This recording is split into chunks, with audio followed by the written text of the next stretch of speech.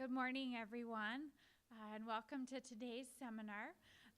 Our seminar today is entitled VFD, Challenges for the Feed Industry and the Producer, and it's sponsored by Quality Liquid Feeds.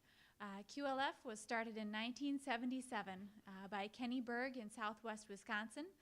Over the years, the company has grown to include 12 fully owned liquid feed manufacturing plants, in addition to 4 plants that are owned with a joint venture with ADM. In addition to 2 fully owned tub manufacturing plants, bringing us to a total of 18 manufacturing facilities across the U.S. We at QLF are proud to be a part of American agriculture and supporting America's farmers and ranchers in their feeding programs. My name is Lisa Davis. I'm the Dairy Product Manager for QLF. And we're happy to be sponsoring our seminar today. Our speaker today is Richard Sellers.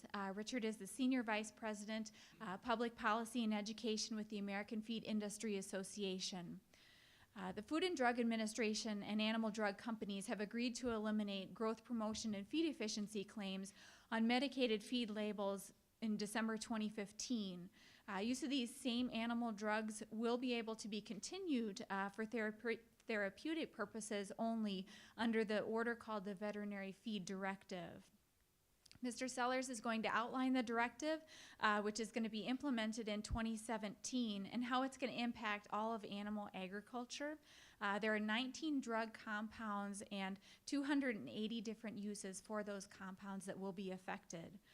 There's going to be a lot of challenges ahead for feed companies and feed producers, and it's going to be very important to maintain good communication as well as becoming better informed as an industry and as producers as well.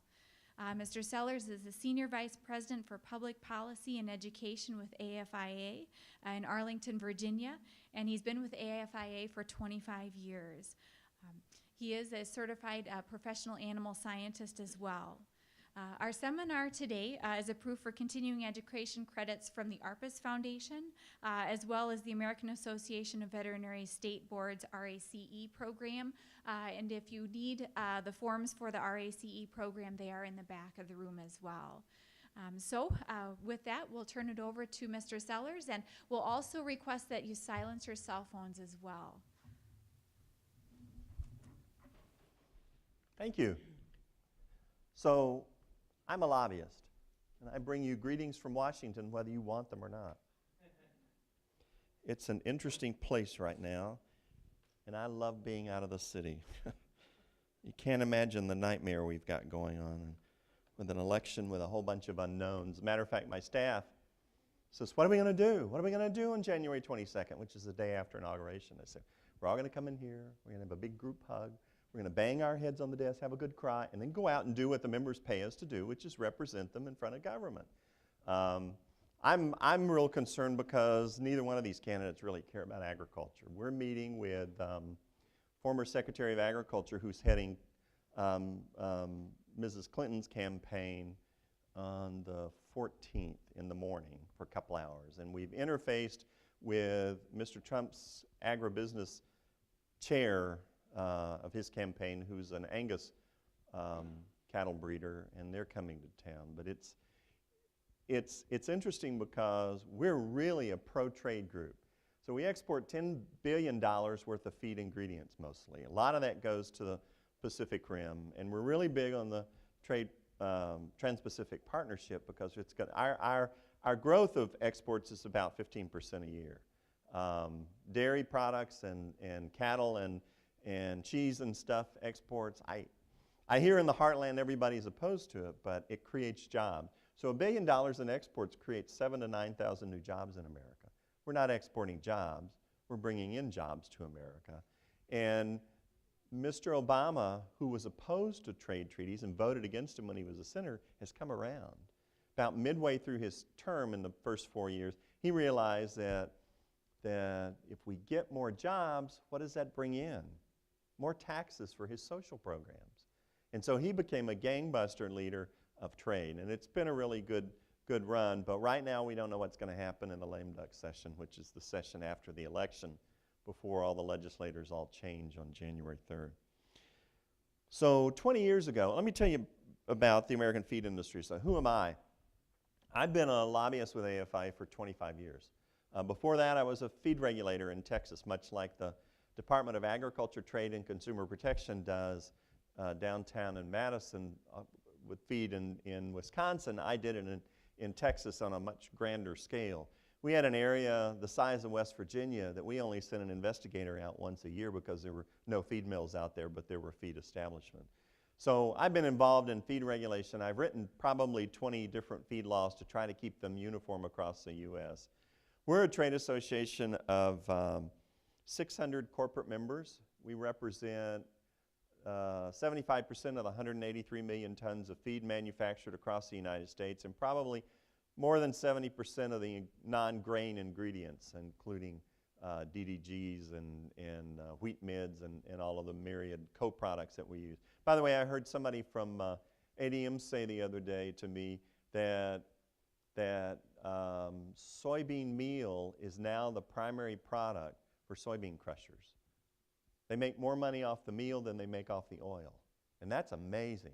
So it's truly a co-product when you talk about how we use that in our industry. So it depends on a given year, but we use between 50 and 70 million tons of these food co-products, including DDGs, which would have to go to landfills and stuff. And that's a big, it's not a real secret we keep well, but I think the government needs to know that we're recycling that into edible protein products. And so we do a lot of that stuff. I've got three nutritionists, including me, on the staff. So we were founded in 1909. That's 107 years for two reasons: feed safety and uniformity of state feed law. And those are two of our primary areas that we work on in the United States today. The Veterinary Feed Directive, it is not a script, but it quacks, it has feathers, and it has web feet. We don't like people to call it a script, and the reason we don't is federal law specifically exempts it as a script under state and federal law. So the state pharmacy boards can't regulate it, which is good because that was going to be a problem. The reason this started was the federal government decided, when the European Union decided to take these out, that maybe we ought to do it. Although there's not good evidence that antibiotic resistance is caused by the widespread use of antibiotics in feed. We're probably a pretty low level concern. As a matter of fact, the director of the National Institutes of Infectious Diseases and Allergy said he didn't really have a concern about livestock feed. He said, we need to get a better hold of our healthcare system and the doctors that overprescribe. I learned that personally. My daughter had 22 ear infections by the time she was 3. We actually had a prophylactic antibiotic prescription that as soon as she got a cold, we needed to give her an antibiotic. We know now that that was not the wisest thing to do. She can no longer take sulfa drugs. She has a reaction to them. So why is that? We learned that. As a matter of fact, as a parent going in to see a pediatrician with a screaming baby with an ear infection, you want something right then because it's really untenable. I mean, they're in great pain and it gives you great pain. But in fact, we learned since that time, she's 34, that 70% of those ear infections were viral in nature. And in order to consider which were viral and which were bacterial, you needed to take a sample beyond the eardrum of the fluid in the ear, and that in and of itself would likely introduce an infection into the ear. So now I think the clinical guidelines say that they need to be at least 5 days before they give them an antibiotic. Now that's hard on parents. Matter of fact, I get sinus infections and they will not treat me until I've told them it's 5 days old. And then they give me a couple of grams of Augmentin, which is amoxicillin and clavicilic acid. And it is a fact of life in America that we have resistant microbes. Microbes want to survive, right? But what I've never been able to reconcile is what antibiotic resistance is in Europe 25, 30 years later versus what it is in the United States. And it really depends on which epidemiologist you talk to. I don't see that as a big issue. Nevertheless, the train has left the station. The Food and Drug Administration has determined, along with the President's Council on Antibiotic Research, et cetera, and making recommendations for new antibiotic therapy and encouraging new antibiotics to be developed, that we're going to take out all growth-promoting, feed efficiency uses of drugs in dual use, meaning in human medicine and animal medicine, on January 1 of next year. Now, they announced that in December of 2013. The companies all agreed to it sometime in 2015, and they're scrambling to make these changes. You can't possibly imagine the magnitude of what they're doing for these 280 uses. And we're trying to work through a lot of that and try to explain it to our members and educate our members about it. To the point that I spend a lot of time discussing this with the federal government and trying to work through with your industry, with the pork industry, with liquid feed and medicated blocks and free choice minerals. And oh, by the way, milk replacers have a bifurcated system where you have prescriptions for one part and you have VFD for another part, depending on whether it's in feed or it's in water. 4-H and FFA are another issue. They've got to have a veterinarian now to use these. But one of the things that's different from what Europeans did, and we're getting criticized for this, is that you're still allowed to use these drugs for prevention, but you still have to have a veterinarian oversee it. So let's go through this process, and I'm happy to answer any questions at the end.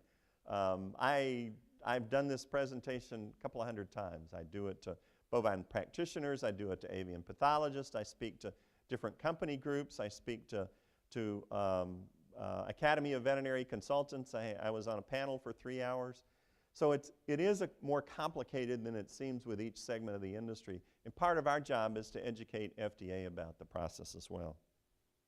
So the reason we did this, and I was on the team that helped develop it, so take off your shoes and throw them at me, was the alternative was prescription medicated feed.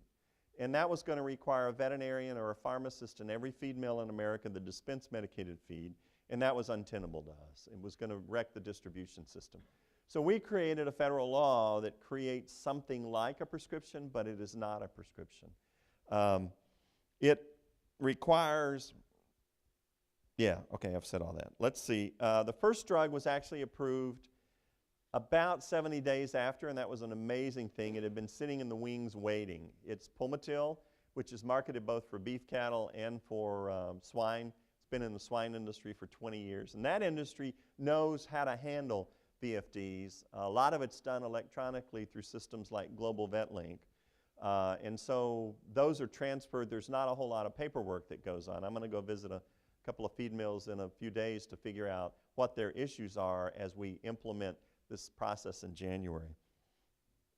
So last June, after 14 years of wrangling with FDA, they amended the Veterinary Feed Directive rule and changed some things in there that had been giving us. For instance, originally a veterinarian had to determine the amount of feed you were going to make with this drug in it, and we felt like that it put the feed company at a disadvantage, because if the veterinarian missed that number or the weather changed, we had to go find a veterinarian and get another VFD. So you need to know that a VFD is a license to use the drug. That's all it is. It's a license for the producer to use the drug. And without that VFD, within an expiration time frame or within the time frame the VFD is valid, the producer may not use that drug by law. Okay? So it really only applies to feed. That's why it's called Veterinary Feed Directive. It does not apply to injectables, oral dosage form, or drugs in water. Now, we understand FDA has mentioned that they're not going to take the injectables that are over the counter and not under a prescription into a prescription mode yet. They haven't decided, but we think, they said it's a pretty low volume. They are taking all the water drugs. Any drug that's approved in water that's been over the counter and is used both in human and animal medicine will be made a prescription. And I think it's in the same timeline as January 1. So interestingly enough, VFD is both the form, it's the Veterinary Feed Directive, it's a form, it's an order by a veterinarian, and the drug. It's a VFD drug, okay? So there are a number of them approved. There are 4 actual chemical compounds for 6 uses in the 20 years that it's been out. It's also specific for us animals at a specific location and specific animals. It's really kind of hard to describe what the animal, it can be for multi-houses, it can be for multiple farms if it's in an integrated operation, and it usually comes out of one feed mill, okay? and the feed mill has to do some things, and we'll walk through that in a bit. So the VFD normally has 3 parts in a paper form. It has an original that's maintained by the veterinarian, it has a producer copy, and it has a feed mill copy. Used to, the feed mill got the original just like you took to the pharmacy the original and they kept it. We're concerned, and we've raised this issue, and the FDA has no idea why they changed it. I think somebody was asleep at the switch. That we got the original, and now we're going to get a third carbon that's been in the back of a vet's truck for a long time, and it's going to have dark marks and stuff on it, and you go, did they mark this box or not? And that really bodes well for electronic VFDs, where somebody fills that out online and it's transmitted automatically to the feed mill. So, as I tell all producers, it is a criminal felony under the Food, Drug, Cosmetic Act to knowingly use a VFD in a form that's not authorized to different animals, for different levels, for different time periods, and you can be prosecuted. Criminal felonies start at 6 months in prison and a lot of fines and go beyond that. And probably your legal costs are going to be more than that. So we want to make sure that everybody uses it. We actually have a really good record in the few VFD drugs that are out there. We have no residues reported on the drugs that have been in use for 20 years. You may not loan a VFD containing feed to your neighbors if they run out. Sorry. You've got to be able to account for how your animals ate it if the FDA comes calling. And right now, they're doing a pilot program where they're visiting feed mills, which they've done for the past 20 years. They're visiting veterinarians, and they're following up with producers to see how they use their VFDs over the long run as a precursor to what's going to happen in January. If the time limit on the VFD expires, in other words, you get the VFD as a producer and don't fill it, you hold on to it a while, we're going to direct our feed companies to let you know that during the required feeding period, it may be 14 days, and you've taken it in there and you've only got 7 days left on that VFD, you must go get another VFD. As a matter of fact, recently one of the companies had a drug approved that was brought to our attention. It said you have to use the drug for 14 days and the VFD expires in 7. So you go, okay, what happened here? So I called my good friends at the FDA that I've known for 20 years and I say, how did this work? And they said, well, we don't really know, but the company wanted it approved and they said they'd deal with that later. So the phrase I hate to hear from government, it is what it is.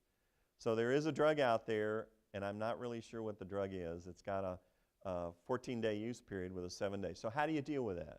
You're going to have a second VFD to match that 14-day period. Now those are going to be rare. Some of the other issues we run into is, for instance, chlorotetracycline has 5 different drug sponsors. They have different uses on the product. One of them has a different withdrawal time than the rest of them. And how's the veterinarian going to know that? And we're hoping our good friends at Global Vet Link are going to be able to take that into account in their electronic system. So between the feed mill and the veterinarian, they're going to know which supplier of chlorotetracycline the feed mill has so that they can reconcile with the VFD what needs to be done. So those are some of the kind of really in-the-weeds details we're dealing with. One of the issues that we're trying to talk to FDA is this really ludicrous system that on January 1, all of this changes. So what do you got in your feed bin on January 1? VFD feed that was made, or a medicated feed with a growth promotion drug that was made December 27th. What do you do with that? FDA said you have to have a VFD, and I thought, okay, I don't think veterinarians are going to be up at midnight on New Year's Eve writing VFDs for these, because the problem is, in some cases, the VFD will not be able to work. The levels of the drug may be different, the amount, it's fed in grams per ton, they're supposed to feed it in milligrams per head per day. So we're talking to FDA about, you know, nobody's going to hoard this drug because 1, it's too expensive, and 2, you got to have a lot of feed bins to build. I know of some companies that say they're buying a bunch of type A premix, but it's not going to take them beyond much of the year. So let's just kind of give your regulatory discretion and let this go. We're not getting a whole lot of traction with those kinds of arguments. And why? There is a very, very vocal, active political interest groups out there pushing them to get these changes made. And they've taken us on, and we've pushed back. They want our feed mills to divulge enormous amounts of information on the amount of drugs used so that they can compare it to the drugs that are used post-January 1 and pre-January 1 and show that there's actually a dramatic reduction in those. And we're opposed to that because it requires us to generate an enormous amount of information for what we see as a specious reason and not really knowing where you're going to go with that data. As a matter of fact, in Sweden, the data I saw said there was a dramatic increase in the amount of drugs used for therapeutic purposes. And one of the reasons is they didn't allow prevention drugs, preventive control drugs. And the loss in animal revenue for about 10 years was substantial and probably propped up by the government. I mean, the data are there when you look at it. They did have some growth in numbers, but when I'm talking about amount of drug used per animal, per units of animals, then there was a substantial increase, and that's going to happen. Yes, sir? Are these types of records subject to Freedom of Information request? What kinds of records you mean? Well, the records that the females would keep. No, because the records a female keep are not subject because they're not government records. So we don't report that information to the government. There is a concern by producers that VFDs may become public records if in an inspection FDA goes in and copies one and takes it. We did a survey of district offices over a 6-month period in 3 different districts and looked at all of the inspection reports. There were no copies of VFD made by the investigator, so there's nothing to ask for in a Freedom of Information request. Our information is proprietary, and because it's confidential, the FDA can come in there and get any of that information it wants at any point in time under a CGMP medicated feed mill inspection. But we don't have an obligation to compile all those records for them. Yeah, tell me the biggest users of chlorotetracycline and give me a spreadsheet. Show me the rule where that works. There's not that authority in the federal law. Now, there's some people that would like them to have it, and the activist groups are pushing for that kind of information, and we told them that's a lot of money and time and effort. To what end? And until somebody can give us a reasonable end, we're not going there right now. Does that answer your question? Okay. Here's the process. It's not rocket science. It's been around for 20 years. So a veterinarian or a producer, veterinarian visits a producer and says, you need a VFD feed. Or the producer calls and said, I got some sick animals, please come hurry. So it comes out and says, you need a VFD feed for your herd because that's the quickest way to treat this.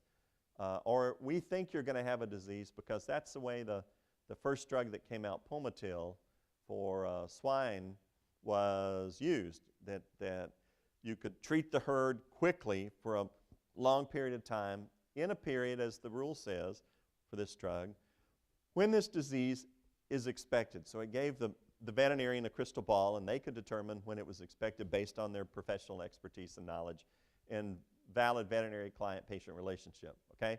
So we don't get into that stuff. That's the practice of veterinary medicine. We get a lot of questions about it from our feed mills, from their customers, and we refer it to the bovine practitioners or avian pathologists or swine practitioners. We're just trying to deal with the VFD and the process of getting all of the drugs out there. So the veterinarian determines that the herd needs a veterinary feed directive drug.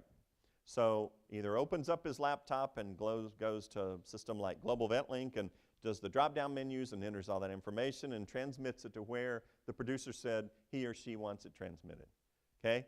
And then the veterinarian gets a copy if they're logged on with Global VetLink, and they're stored. They have to hold that record, that veterinary feed directive record, for 2 years under federal rules. I don't like that. We asked for 1 year. They told us yes, and then they told us no, as the government likes to flip-flop a lot, and we were disappointed because it takes a lot of money and time to store that. So a copy of that goes to the feed mill. The producer has to keep a copy for 2 years. A Global VetLink may maintain that. You may have a paper copy and have to keep it somewhere for 2 years. In integrated operations, the feed mill and the vet and the producer are basically all the same, so the feed mill is going to hold that for everybody, it looks like. It's different throughout our animal agriculture industry as to how these are going to be handled. Okay, so the feed distributor, which can be a dealer. How many of you all are feed mills or dealers? Yeah, one in here. Okay. So you can actually make VFD drugs before you get a VFD. You can stockpile them because it only requires the producer to have the VFD to feed it. It doesn't require you to have a VFD to make it. So you can make it and stockpile. Problem is, all of these are changing, and we know they're going to take the growth promotion claims off. We don't know what the use is going to be. We don't know how often the veterinarians, you don't know what to make, you don't know what to buy, and that's one of the problems in the marketing department is these VPs for marketing are calling me and crying on the phone, what am I supposed to do? And I can't tell them because I don't know what the marketplace and what the veterinary, what the drugs, you know, there's some drugs like Pulmotil that they're going to feed to these pre-starter pigs on a regular basis, and that's going to be a prevention drug. But the rest of the market, we're not real sure about how it's going to happen. So two things the feed distributor has to do. They have to let the FDA know in a one-time, and that is a public list, and that is online, and they republish it every other month and let everybody know that I got the drug and I'm going to distribute it, okay? Then they have to let, and in order to get the drug from the distributor of the drug, they have to receive, or they have to give an acknowledgement letter that we will not send this drug to anywhere, a producer, without a valid VFD or a similar acknowledgement letter saying they won't send it without an acknowledgement letter or VFD. So it kind of closes the loop in that process. So feed distributor sends a letter to FDA, we got the drug, we intend to distribute it, and a letter to the drug supplier that we're not going to distribute it without a VFD or a similar acknowledgement letter. Is that clear? Does everybody get that? I mean, it isn't rocket science. Yes, sir? No, I'm going to go over the drugs. Are ionophores included in this? No, I'm going to go over the drugs that are excluded for the most part in a minute. So, yes. Well, sorry? Can the letters be sent digitally?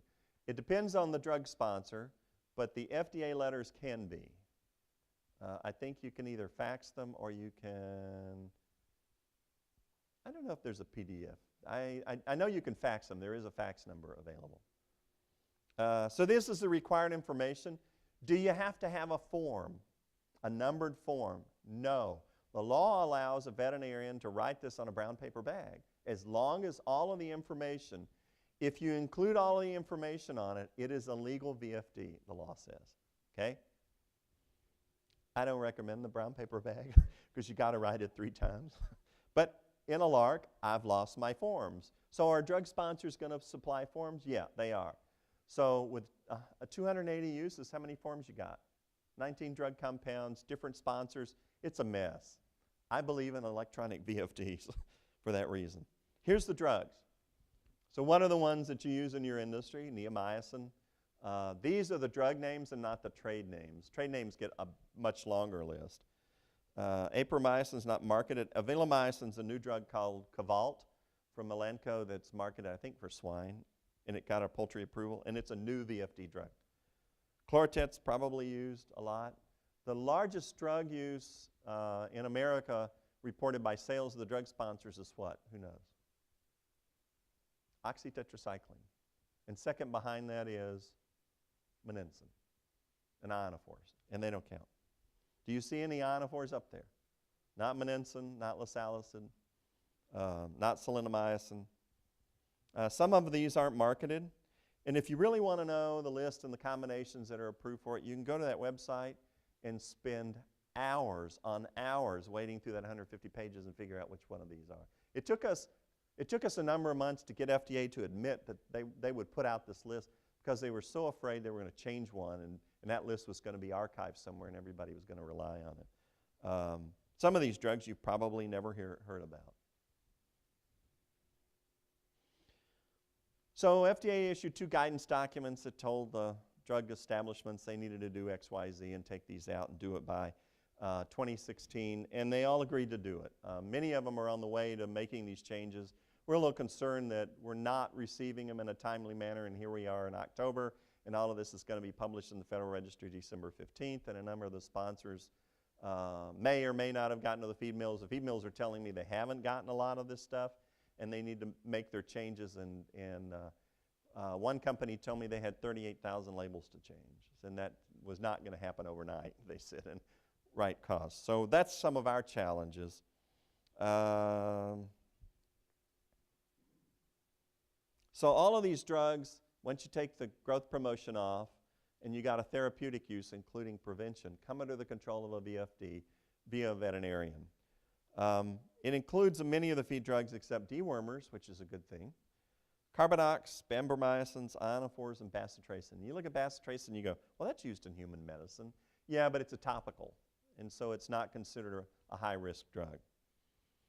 We focused on this process to try to get administrative changes to help it flow better to the producer, but we are a strong advocate for our customer groups, and we have made it clear in no uncertain terms in public forum to FDA that we will not countenance the loss of these drugs or a disruption of the process such that our customers' animals are health compromised or their welfare is compromised. And the FDA is really, really nervous. They said they've got a lot of pressure from activist groups in Congress. I don't know of a lot of pressure from Congress because none of the bills have ever passed that have been put to promoted. I do know they have a lot of activist groups, but oh my gosh, so what? That happens with them every day. If they're not making an activist group unhappy, they're just not doing their jobs. One of the issues that we've heard is FFA and 4-H is a problem.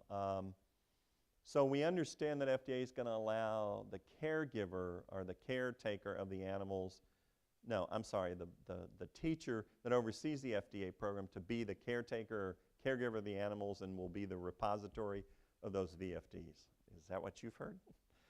Okay, that's what I find that to be realistic, but these drugs are interesting. FDA also says, and you may not be aware if you're a veterinarian, you are not allowed or expected to go do a new VFD for the same drug and the same level that you just did one for without what happening.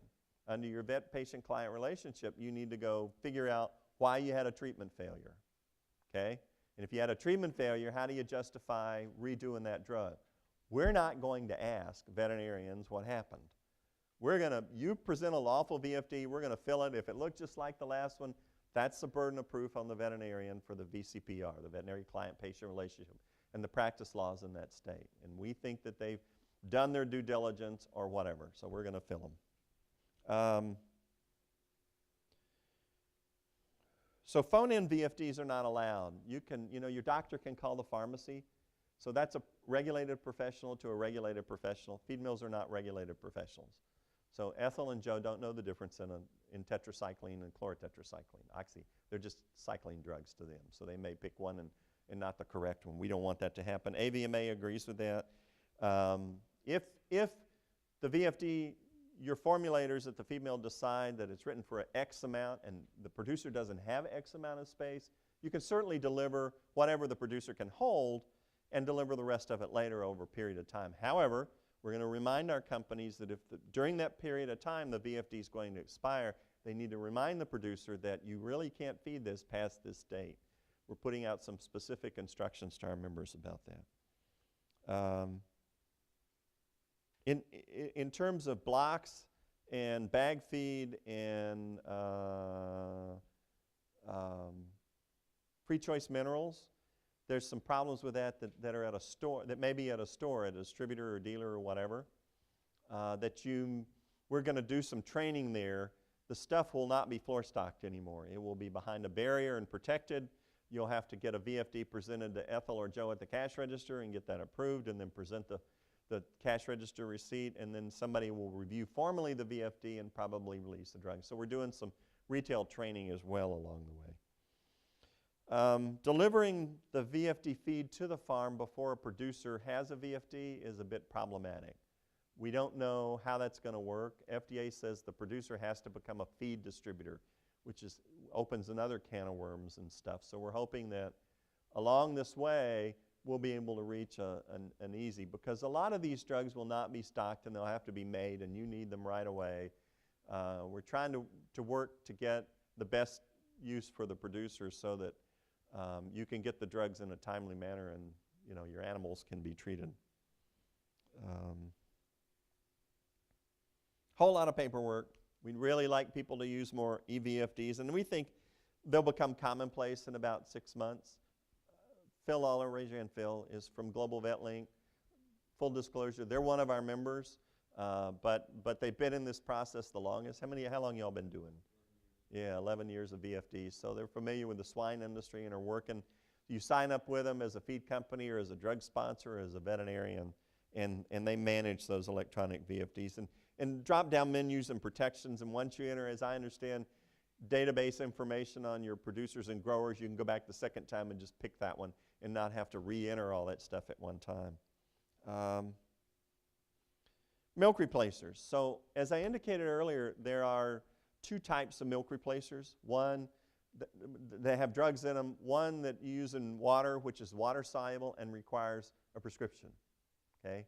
The ones that are used in feed require a veterinary feed directive if you're using one of these drugs, which most of them are, neomycin or chlorotetracycline, or oxytetracycline. So the only way you know that is to look at the product or ask the company that's selling it. What do I need? They will not sell it to you as a producer without a VFD or a prescription, whichever way it is. The milk replacer companies have a pretty good handle on how this is working. There's also a new requirement called a veterinarian's intention statement. This came up because in a combination drug like Neoterra, neomycin and oxytetracycline, one of the drugs, well, both of those drugs actually will require a VFD. Let's say neomycin and a dewormer. Dewormer does not require a VFD. The veterinarian will have to authorize that combination in order for you to buy it. So there's an intention statement on the label that says, you may not use this VFD drug with any other drug. You may only use it with the following drugs, or you may use it with any approved drug. And the feed companies know which are approved. So we're asking the veterinarians to mark the third box in all cases. You can send faxes and PDFs. The veterinarian can do that. Used to, faxes had to have a 5-day, you had to send the original. That went away. I couldn't believe FDA, after 20 years, finally gave up. The way we told them was, you know, faxes are considered originals in the federal rules of evidence. And they went, oh yeah?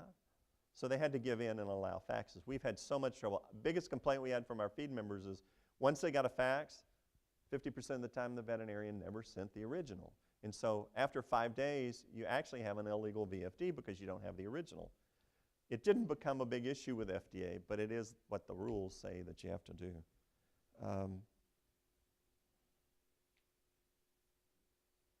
Generics. FDA's made an about face on generics for good reason. If a veterinarian puts a drug name there, a trade name, you don't have to use that trade name. We're encouraging veterinarians to use drug names. Oxytetracycline rather than ariamycin.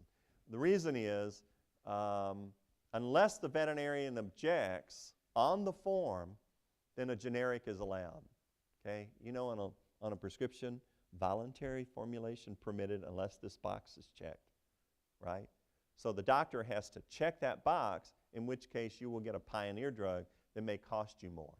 That's just a marketplace issue. I represent both pioneer drug companies and generic drug manufacturers. We want to see that the marketplace gets the benefit of whatever. And if for whatever reason the veterinarian decides, I don't like the generics and wants the pioneer drug, then the veterinarian can say that on the form. So how is this all going to happen? All of these changes are going to happen on December 15th. Do you think that makes us happy? Do you think that's not just nuts, as a reporter for Bloomberg News told me? I said, well, that's a kind word. I think I would have used a different, maybe perhaps French term. And what happened was FDA didn't want any of these companies to get a competitive advantage by putting one out there and cutting off all their market. So we're going to bank them and release them all at once. Now, there's some sound business to that, but for our industry, it's a nightmare. We're being told by the drug companies as these changes are made, but in terms of the Federal Register notices, the formal notices of the drug changes that we rely on every day to see what the label's supposed to look like, those are all going to happen on one day on December 15th. And then 2 weeks later, 15 days later, it all goes into effect. So we have a little nightmare. Be patient with your feed manufacturer. We don't think there's enough vets out there to do this. We don't know that all the vets know how to use VFD. We know that AVMA is doing a really good training program online. We don't know where all the vets are coming from. They may come from the pet industry, which is alarming to us, because if you're in a city and they start writing VFDs, they won't know what, and that's where they may not be working in Global Vet Link to figure out what the blocks are in there that don't allow them to write a VFD, so we're hoping that that doesn't happen, but it will. So for producers, we're urging you to meet with your veterinarian now and talk about VFD. Talk about how the vet-client-patient relationship, some states, I'm told, have to see the animals, some don't. Some have to have knowledge. I don't know what Wisconsin's practice law is, but it has to be at least as strict as the FDA's or the FDA's apply. There is a list of states, I think there's 28 states that comply with the federal, and the rest of them have to do the federal way, not the state way.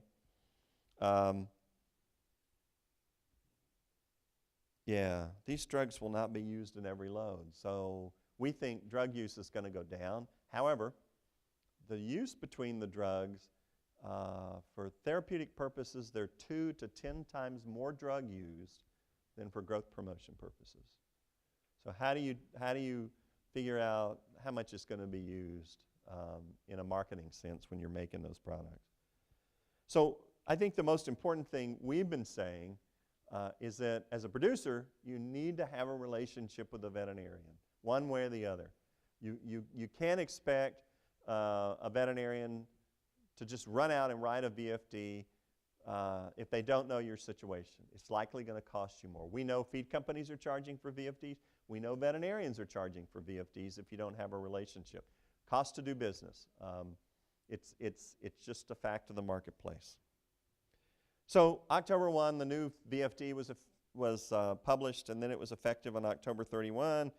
A bunch of changes. On January 1, everybody has to cease all growth promotion. We're doing a big survey because we're going to have these $200 and $300 premixed bags in our facilities that have 1, 2, and 3 year expiration. And are we going to be able to use those? FDA said yes, but they need some data. It's costing us a lot of money to generate that data across these 6,000 feed mills in the United States. We're concerned that FDA may not have enough time to get all these labels done. We're hearing from some of the drug sponsors that one side they're telling them one thing and one side they're telling them it's okay. I don't know how all that's going to sort out, but talk to me in February, and if I'm insane, it didn't sort out well. So I'm glad to answer any questions. I think we have a microphone roaming around. We're committed to obviously our members, because that's who pays my salary. I like meat with my beans and chocolate milk too. But also we're committed to our customers and our customer groups. The National Milk Producers Federation is in the same building our office is, and I've known most of those people for a good part of my professional career. I know the swine practitioners. I have 2 staff members that are big swine families. One of them, grandfather helped start the checkoff program.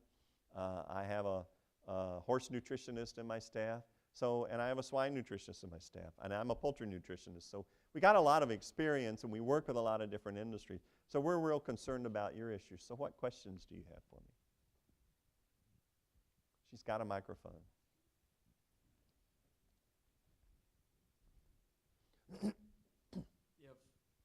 If only therapeutic uses are going to be available for these drugs going forward, wouldn't it make sense for a lot of producers to just stop using these antibiotics that are in feeds and switch to other products like probiotics that might have the same benefits to the animals? That's a valid question. And as a nutritionist, and the questions we get a lot, we have a lot of our members that are creating antibiotic alternatives, which is an illegal term because there's no alternatives to antibiotic. If it's an antibiotic alternative, it's an antibiotic by law, and you have to register it and get it, be a drug sponsor. So probiotics and stuff, yeah, if those work, you got to pay your money and take your chances.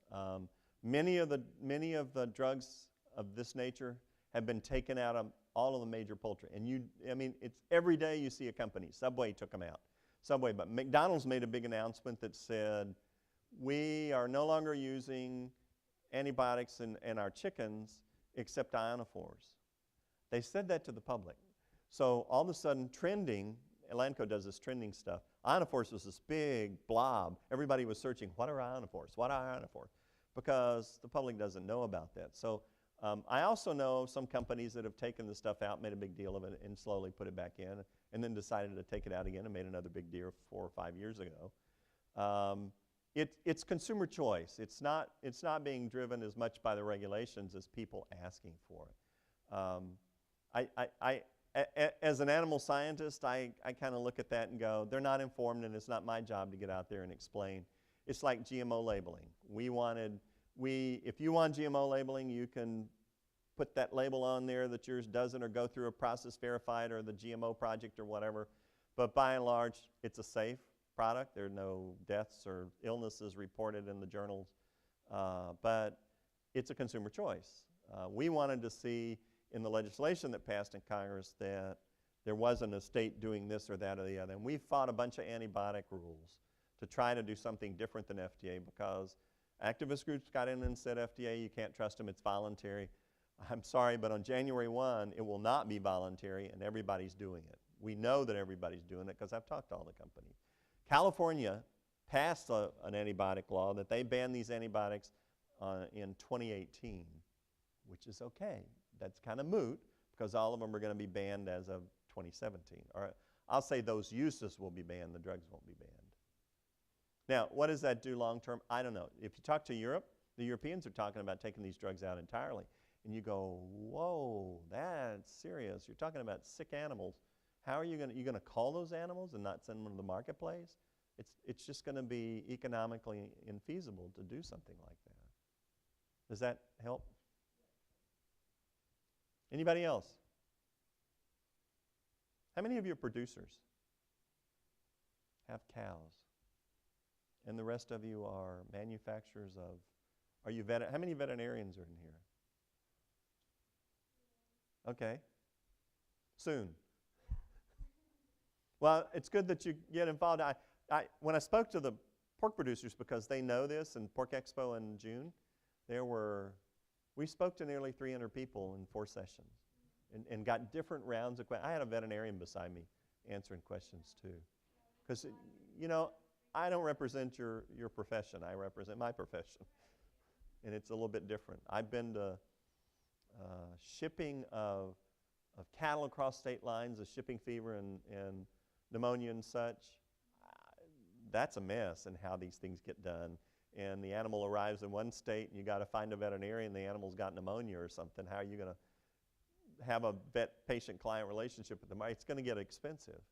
So I don't sleep well at night anymore.